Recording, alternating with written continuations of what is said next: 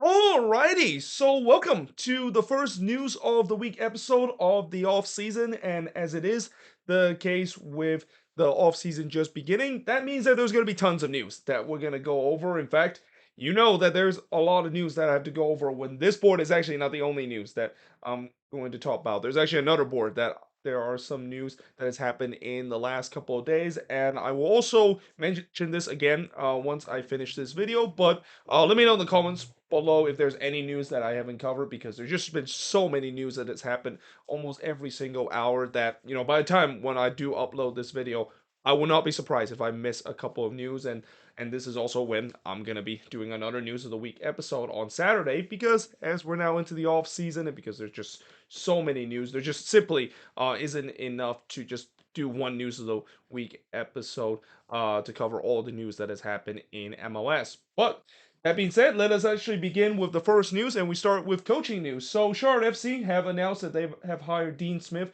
as their new head coach. So, obviously, we talked about last week that Charlotte was down to a free candidate. It was either Frank Lampard or Bruce Arena, but in the end, they decided to choose Dean Smith as their new head coach, and it's going to be interesting to see how it is. I mean, I know Dean Smith didn't do really well during his time with Aston Villa and almost relegated the team. But from what I heard from Aston Villa fans, they've actually been very happy of what Dean Smith has done and really kind of laid the foundation of what Aston Villa has been. And, Aston Villa, if you have followed the Premier League very closely, they've been very good this season, especially under Unai Emery. But yeah, for Charlotte, hopefully this, of course, would work out. I mean, we have seen before where some former Premier League head coach have come in to coach in MLS. It's been kind of mixed success, and we'll see whether this, of course, would turns out to be good. And also, don't be surprised if that means that there's going to be some more Premier League player that's going to go to Charlotte FC, because I'm pretty sure Dean Smith is going to recruit some of his former players, especially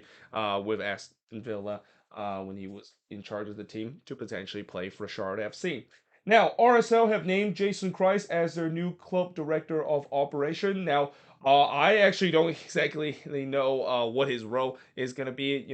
Notice it says club director of operation and not technical director. He's not the one that's going to be in charge of making the moves and so forth. But, this is not a big surprise, because Jason Christ does mean a lot to RSL, knowing him being a former player with RSL, and that yeah, obviously this is just kind of one of those hiring to a front office member of a guy that has been well known and well beloved in the RSL fan base. And then there's a report suggesting that Bruce Arena has been reinstated by MLS Commissioner Don Gabbard. So obviously, this is not a big surprise, considering there's been just so many reports saying that Bruce Arena is not going to be done in terms of his coaching, and I don't think that is going to be the case, especially with the way that his coaching run at New England kind of ended in a sour note. You knew that he's not going to retire just because of that. I mean, with what the legacy of Bruce Arena has done, there's no way he's going to leave the game on that tainted legacy that he has during his final year with the New England Revolution. But yeah, it's going to be interesting to see that once Bruce Arena is going to be reinstated, it's going to be interesting to see which team is going to go. I won't be surprised. There's going to be a lot of team that's going to look for Bruce Arena, considering he's still a guy that is a good head coach. I mean, it's been proven even doing his time with New England. If you give him the foundation, he's going to lay off the work and going to get you to be a regular playoff contender and even an MLS Cup contender. Now, moving on in terms of the next news, and now let's get to the trades, because there were definitely some trades, including one that, I usually don't mention trades involving international spot, but this one was kind of crazy. So, Nashville SC decided to acquire 825,000 general allocation money after standing not one, not two, not three, but five international spot to three different teams. They sent two international spot to NYCFC, sent two international spot to Charlotte FC, and one international spot to St. Louis City. Now, I have never seen that kind of happen. This is probably the biggest blockbuster move involving international spot swap for some general allocation money, and it's interesting what exactly Nashville is going to do with the amount of game that they have. I mean, I know that, as I mentioned, they've already pretty busy in terms of signing some players in in the primary transfer window. But yeah, this is kind of an odd move. We usually don't see teams that send like international squad. Well, we do, but we don't see it like in this extreme level. This is kind of peak MLS kind of transfer. And if you're just a nerd in terms of the whole international spot and the GAM and TAM kind of thing, this is just peak level that we see. But yeah, it's gonna be interesting to see what Nashville is gonna do with that general allocation money, and knowing that it's probably going to be a domestic player, because you don't send five international spots to three different teams and get a large amount of general allocation money if you're decided to not sign an American based player to your team.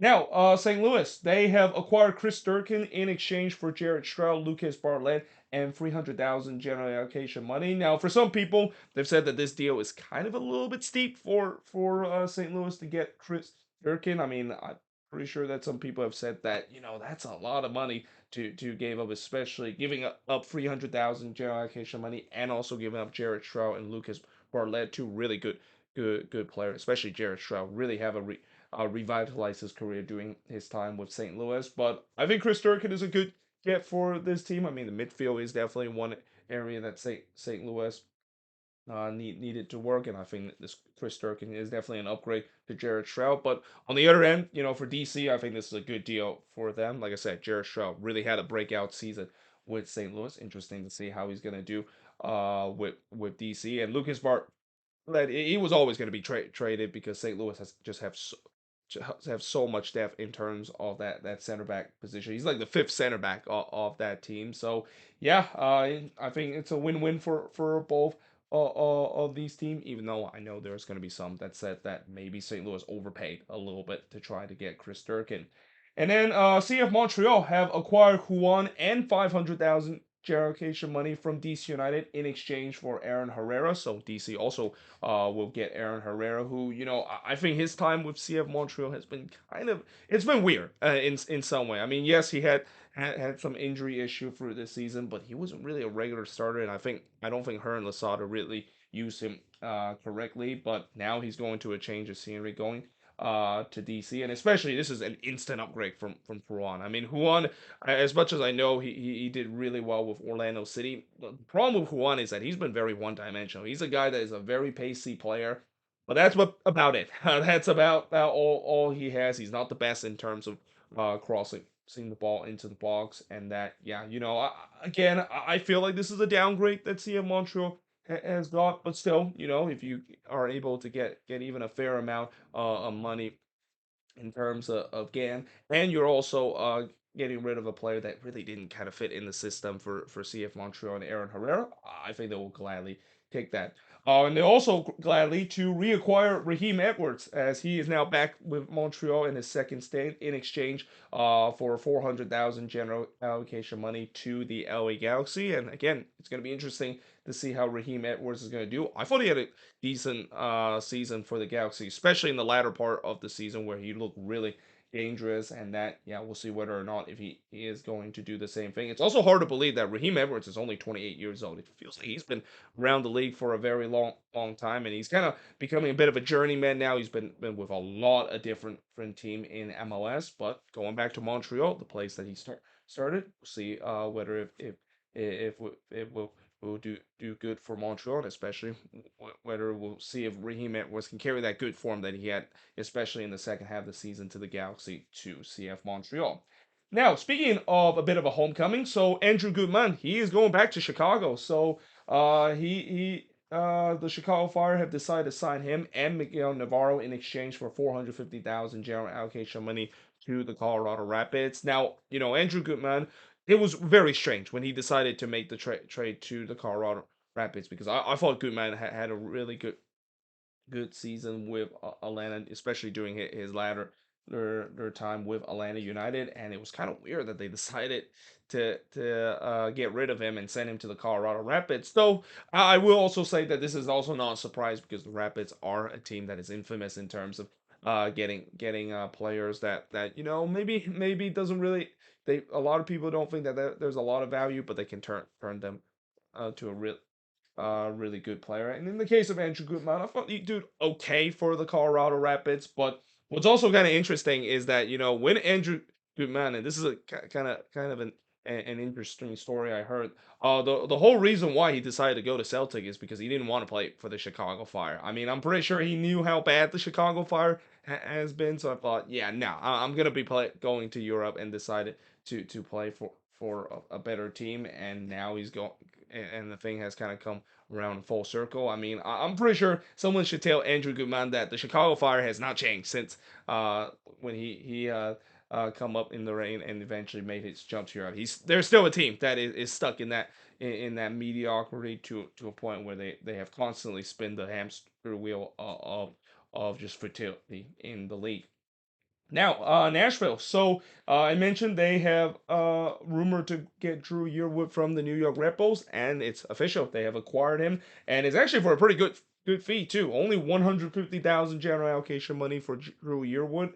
I think this is definitely a steal for Nashville. And as I mentioned before, it seems like they really love to sign former Red Bulls midfielder. They have signed so many Red Bulls players. You might as well just say Nashville and the New York Red Bulls must have had a partnership or even affiliation with each other because of how many former Red Bulls players that is currently playing for Nashville SC, and Drew Yearwood to that list. And it will be interesting to see how he's going to do. I mean, Drew Yearwood, he didn't really had a good time last season for the Red Bulls, really kind of fell down the pecking order in terms of the depth chart, and we'll see whether or not if he can revitalize himself with Nashville SC.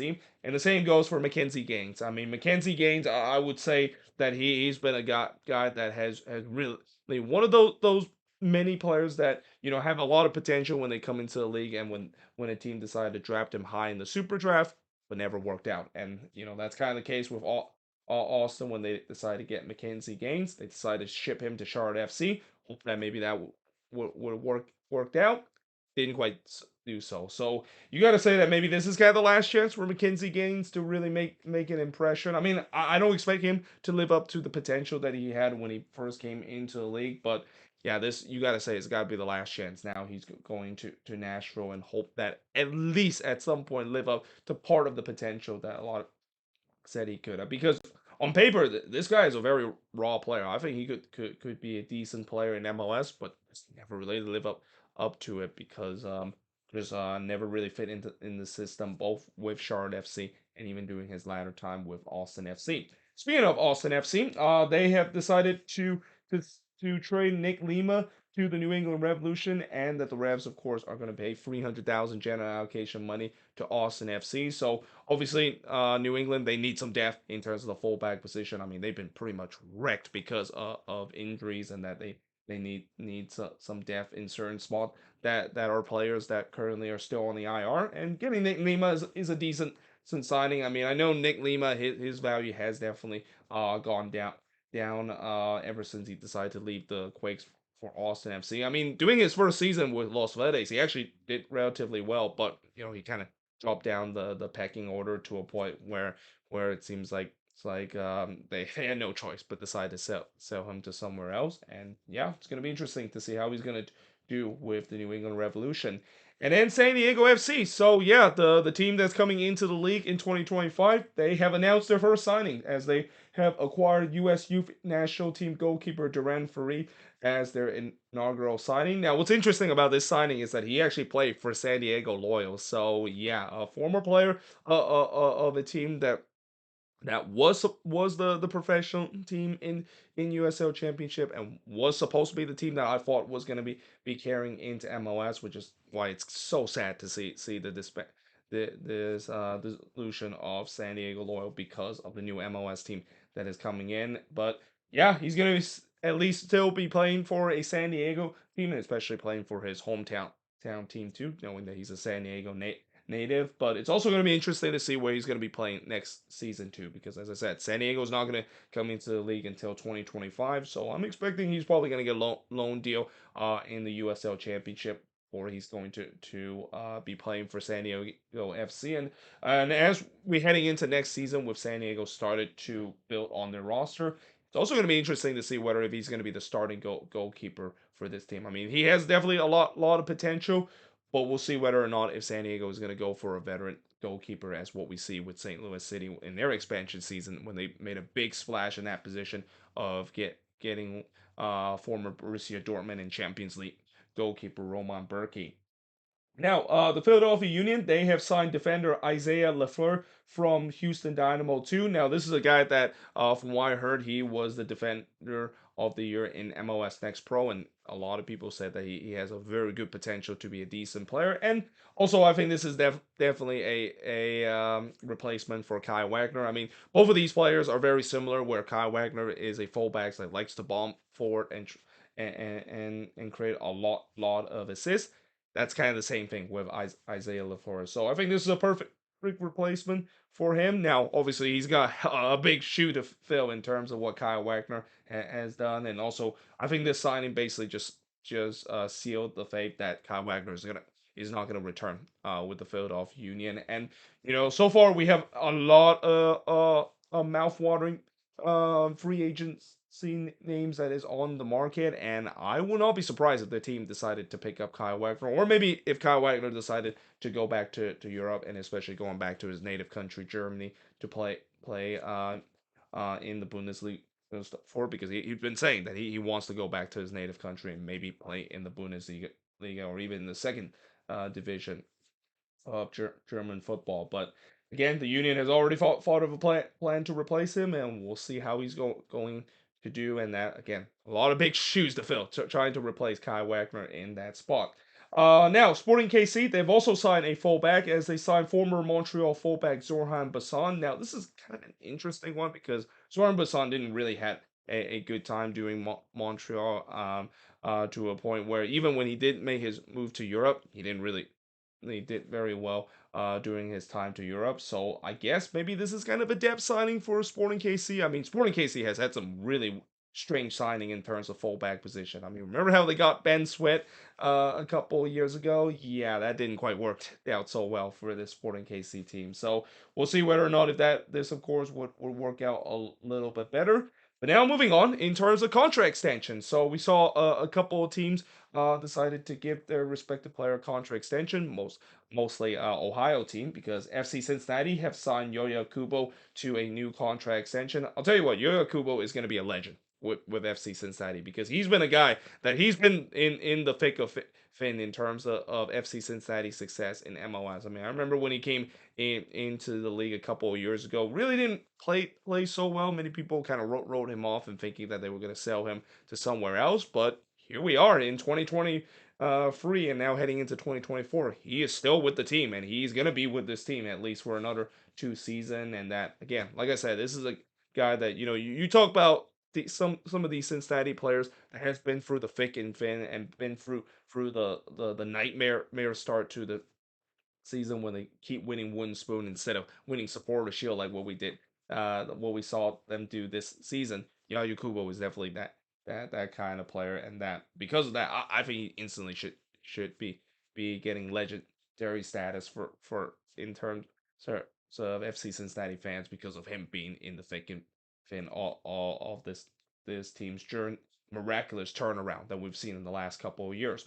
And then their interstate rival, Columbus Crew, and as I should say, the defending MLS Cup champion, Columbus Crew, have decided to sign defender Rudy Camacho and Steven Morea to a contract extension. Again, no surprise there. Rudy Camacho really fit well with Columbus, and it's not a big surprise. I mean, this is Wilfred Nancy, guy when Wilfred Nancy was coaching CF Montreal, and he decided to bring him to Columbus and really have worked out. And then Steven Morea also having a really good season this year, and really shutting down Denise Bawanga throughout the MLS Cup, which is definitely not an easy task to do if you ask anyone. But yeah, anyway, now I'm gonna actually switch board, because, like I said before, this is not the only news that has happened in terms of this past week. Now we're gonna look at some of the transfer rumors that has happened in the past couple of days, as the MLS silly season, or also known as the transfer rumor mill that is spinning really hard right now, have now officially begun. All right, so now talk about some of the transfer rumors that has happened in the past couple of days. So there's a report suggesting that LAFC and three other MLS team is looking to acquire Austin FC midfielder Danny Pereira. Now I'm really surprised that Austin FC is willing to let go of Danny Pereira, because he really had a breakout season last year with Austin FC. And I get, yes, Owen Wolf is also another guy that has a lot of potential, and maybe they're really trusting him more than Danny Pereira, which is not a big surprise because when you're basically the son of the head coach of Austin FC, you're going to get that benefit of doubt. But still, it is kind of surprising that Austin FC decided to let go of one of their former number 1 pick, and that it is not a big surprise that a lot of team is looking to try to get him. And I won't be surprised that a lot of these teams, it's going to be probably around the $1 million range in terms of allocation money if they decide to get Danny Pereira, because he really had a good season last year for Austin FC, and it's not surprised that LAFC is looking to do so because they're trying to freshen up the midfield a little bit. I think Danny Pereira is going to to do so, but we'll see whether that not if they can get it, because again there is definitely competition in terms of getting his service elsewhere after Austin FC decided that they're okay of letting him go this off season. Now there's also reports suggesting that Brentford is looking to acquire FC Cincinnati striker Brendan Vasquez. So as I mentioned before, Brendan Vasquez have expressed his interest of playing in Europe, which again, I feel like after the season he had this year, which it was kind of an underwhelming season for Brandon Vasquez. He definitely did not had as good of a season as he had, which was kind of his breakout year, just two seasons ago. But still, you feel like this is the right time for him to go to Europe.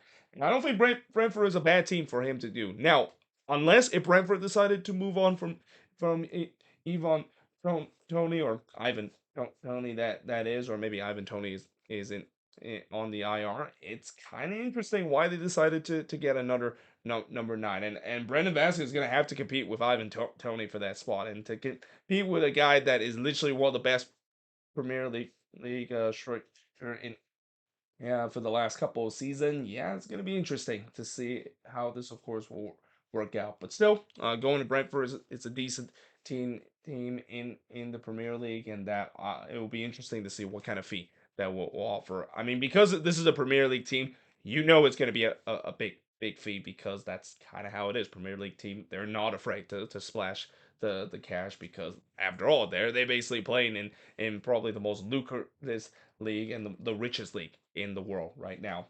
Now, Atlanta United, they are report to close to signing or close to a deal to sign U.S. men's national team goalkeeper Josh Cohen from Israeli club Maccabi Haifa. So this is another guy that is kind of flying under the radar a little bit. A lot of people don't know about him, but he actually has done really well with Maccabi Haifa, especially in the Champions League, and that he actually is being called up in terms of the January camp in January. So yeah, Atlanta is looking to trying to get him, especially knowing the fact that Braguzan, maybe this could be his last season with Atlanta, knowing the fact that it feels like Braguzan, from what we've seen in the last couple of years, it definitely feels like that father time has really knocking on the door hard, to a point where maybe this is the last season we're going to see Braguzan before he hung up his boots, and that Josh Cohen could be a decent replacement. I'm going for a guy that is a veteran present, to a guy that has a potential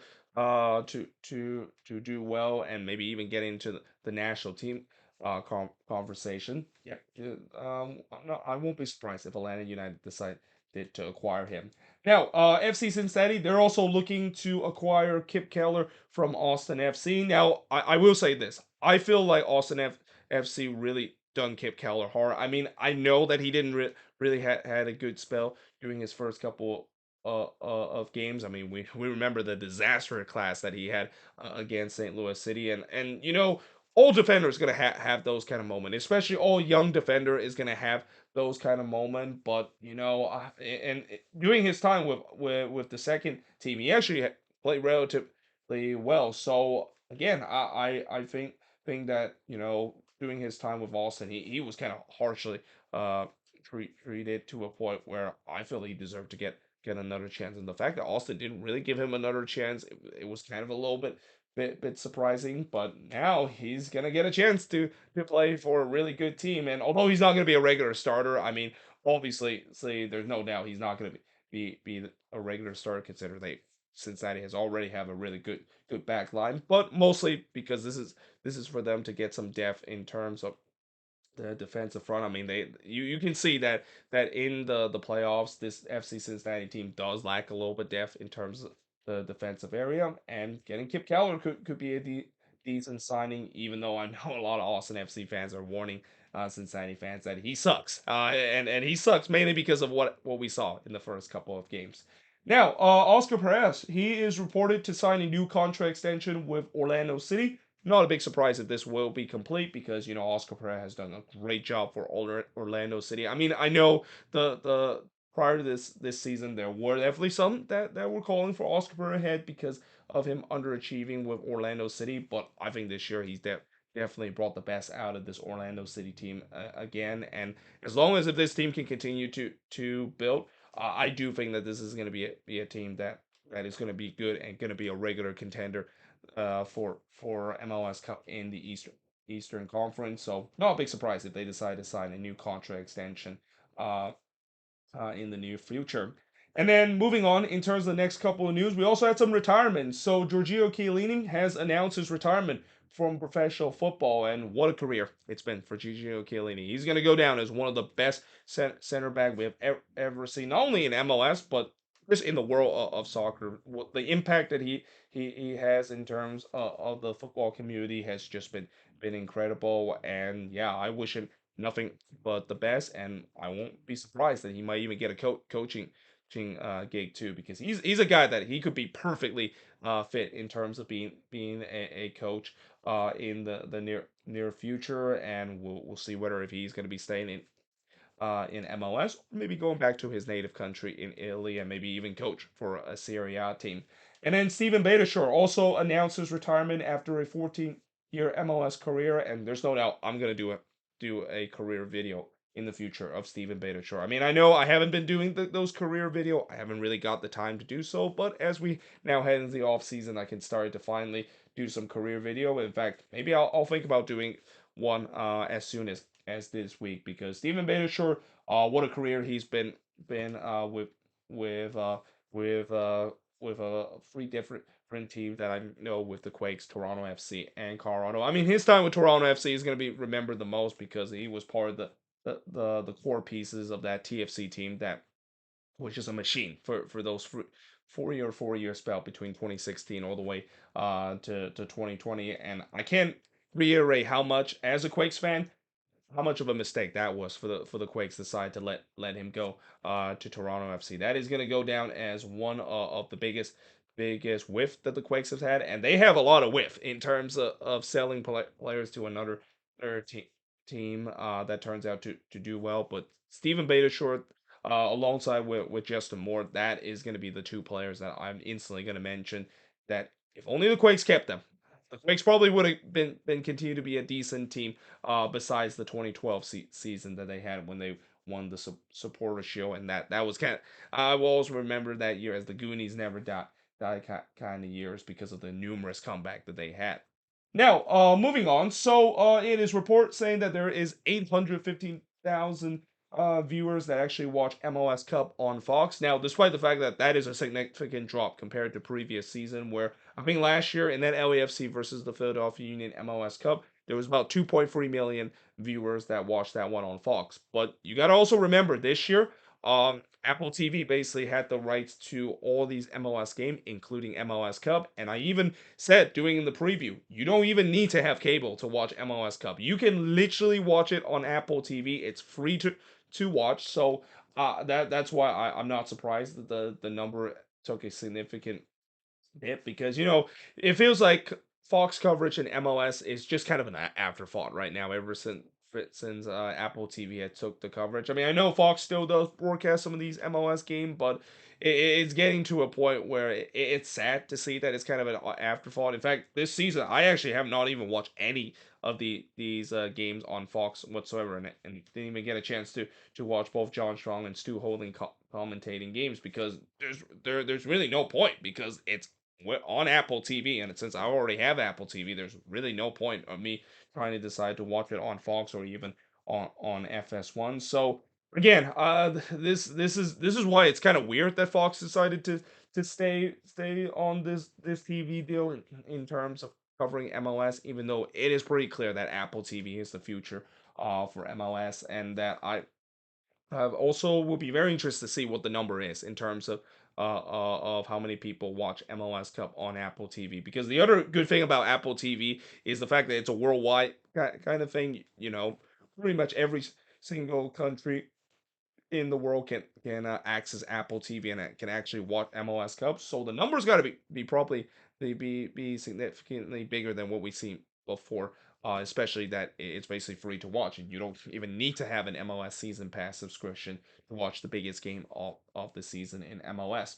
And then finally, in the last news of this week, so San Diego, they have announced that they're debuting the luxury seating portion where fans can actually get their feet onto the pitch, and they basically sit right on where the pitch is. In other words, it's basically San Diego is trying to do what we see with a lot of NBA team, if not every NBA team, in terms of offering court size seats. You know how those court size seats are seats that like literally right on the court, and that this is what San Diego is going to do. Now, I will say this in terms of a guy that likes to watch tactical standpoint and actually watch how the game is going.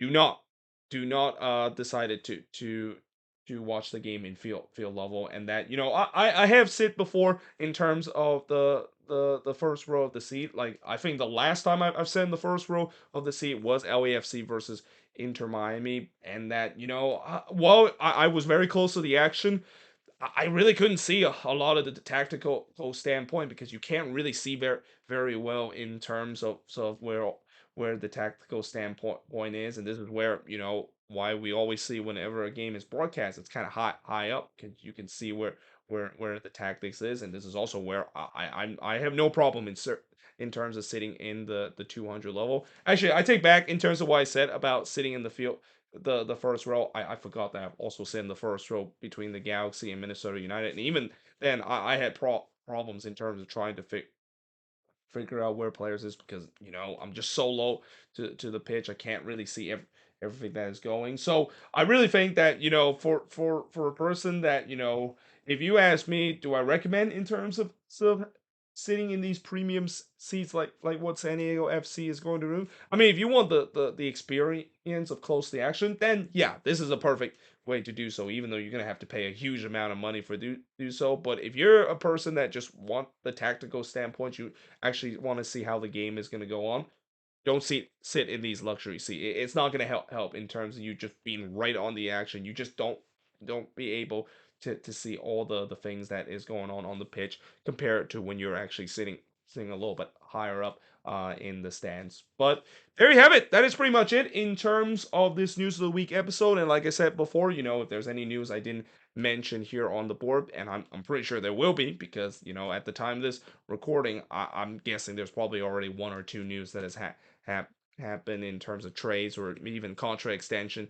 that has announced in MLS. But this is also where I've said that I'm going to cover those on Saturday, and we'll do another news of the week episode, talk about all the news that happened between Wednesday now all the way to Saturday. But like I said, if there's any news that I didn't mention, especially in the last couple of days, let me know in the comments below as always. But yeah, hope you guys enjoyed this video. If you do, make sure you guys leave a like, smash the subscribe button, and yeah, I of course will see you guys next time.